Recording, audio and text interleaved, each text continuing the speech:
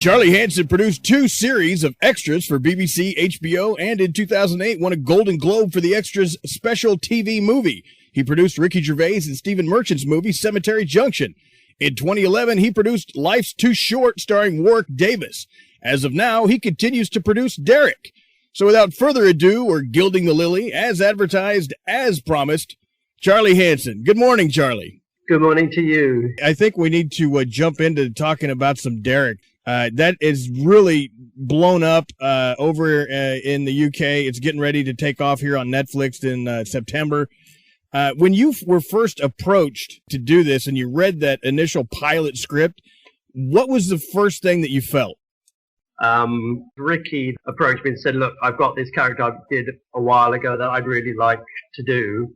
And basically, it's a character that's been with him for about 12 years.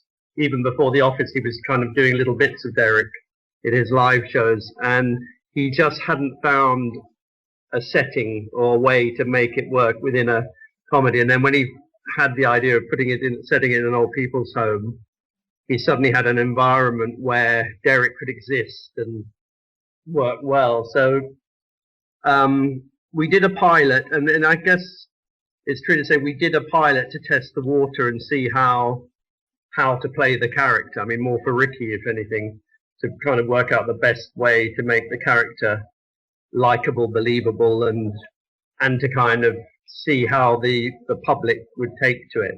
So that was the first time where we actually showed a pilot on air ahead of making the series. With Life's Too Short, we made a pilot, but it never got shown. We just used it for ourselves to, learn about what we wanted to do. Whereas with Derek, we entered it, I think, to the New York Film Festival, where it won Best Comedy Short Film.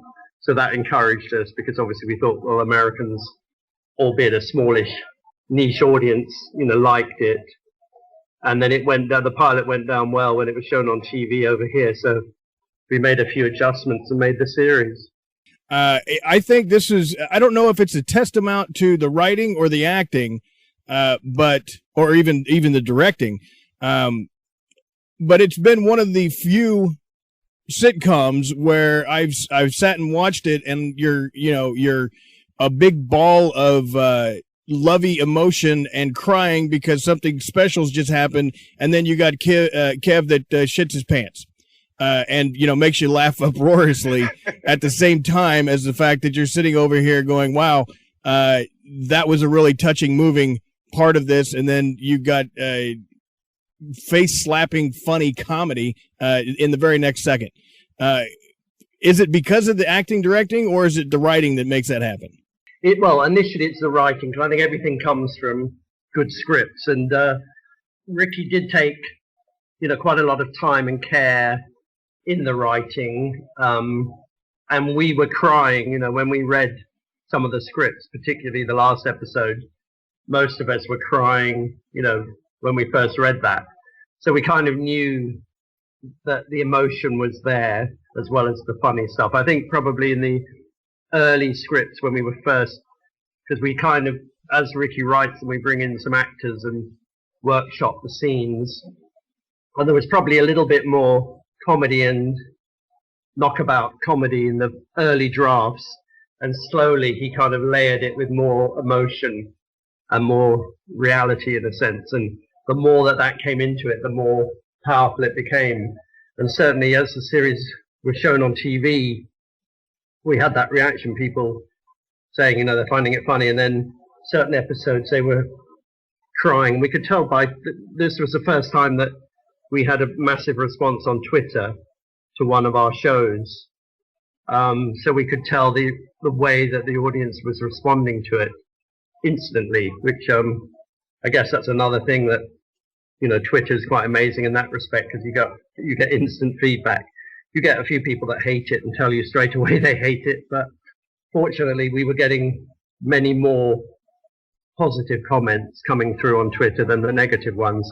And there were, credit to them, there were quite a few people who admitted that they didn't think they were going to like it, but ended up being won over by it. So it was a show that grew on people and kind of brought a new respect to Ricky for the writing, and in the end for his performance and directing, because all that was a massive part of it.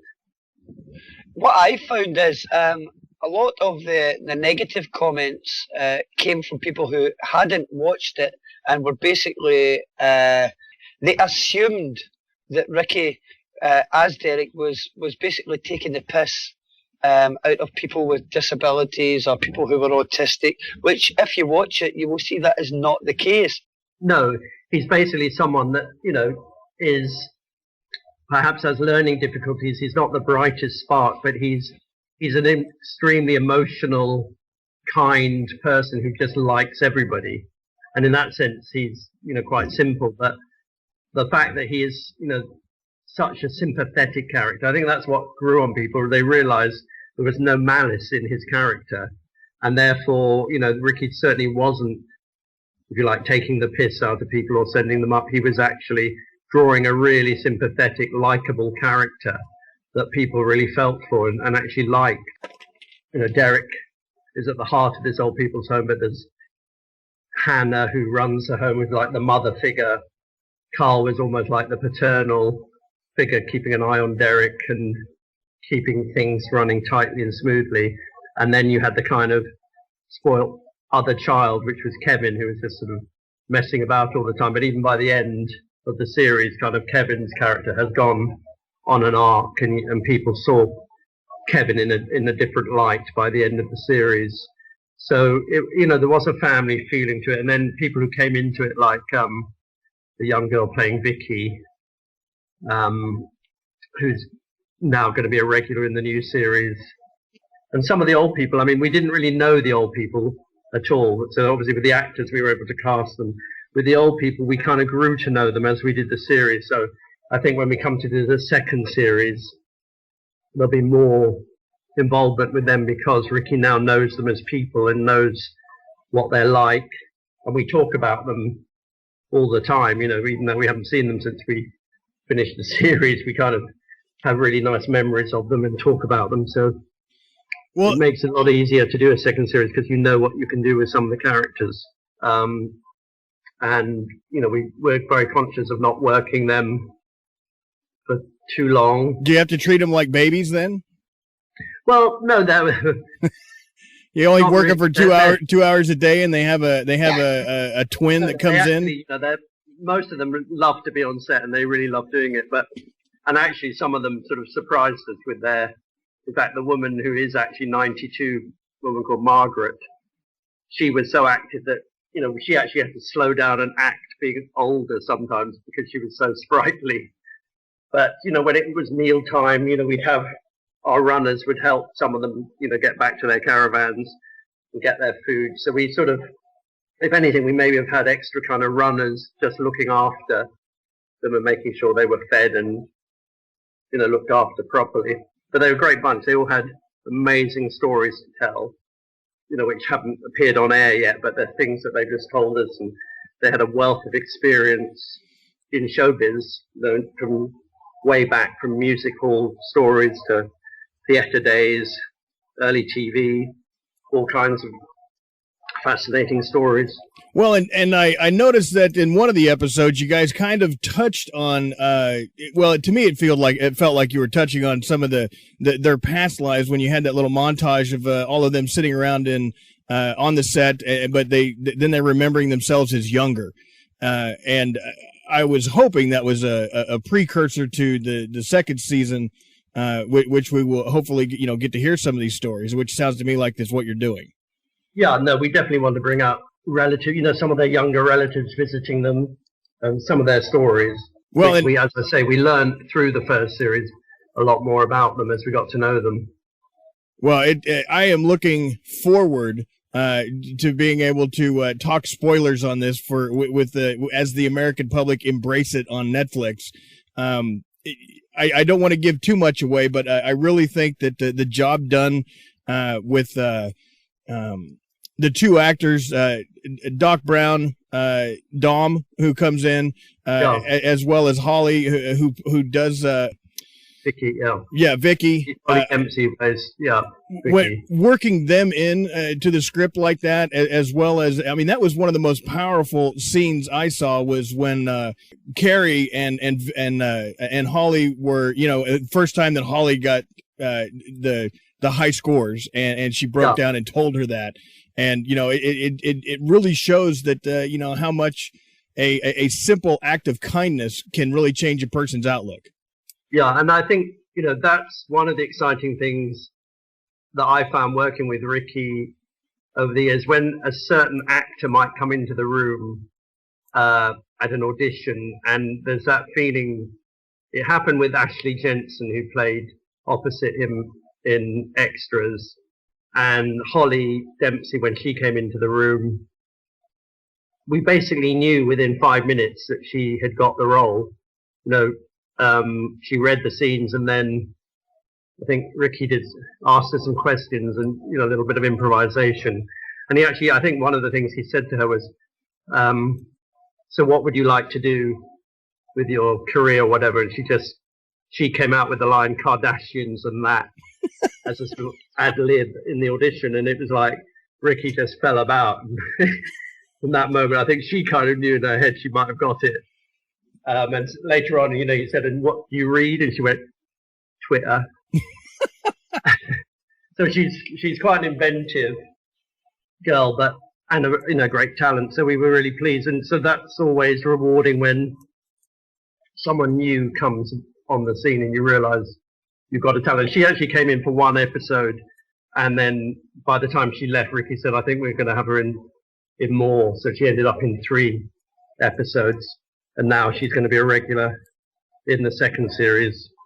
So that's always great when new talent. I mean, Ricky's great at sort of recognizing new talent, and that's what I've always loved doing myself. I mean, the rewarding thing about having a successful career is being able to kind of bring up introduce new talent that you think, my God, this person's really good, and you know, this will help launch their career. Oh, absolutely. And I don't know is there somebody that does central casting for everything that Ricky does, or does he do the casting himself? No, we have a woman called Tracy Gillam, who has done all of the casting on all of our projects. She didn't do Cemetery Junction, actually, but all our TV projects. And she finds the people initially. And, but we're, you know, me and Ricky are in the room, or obviously with Extras, Stephen would be in the room as well. And we would whittle it down. But, you know, she's the one that finds the people we may not have heard of or come across. Well, so she's the one that brings them into the room. Well, give her a big hug from me, because she and you guys do such an amazing job finding these women that can act like the empty-headed bimbos. That it's just amazing that I'm watching this and I'm like, there's no way that she could be acting. She has to be that dense. But then you think about it, and it's like, there's no way you're going to hire somebody that dense to play a part of somebody that dense. So no, yeah. Okay, so what's next on the horizon?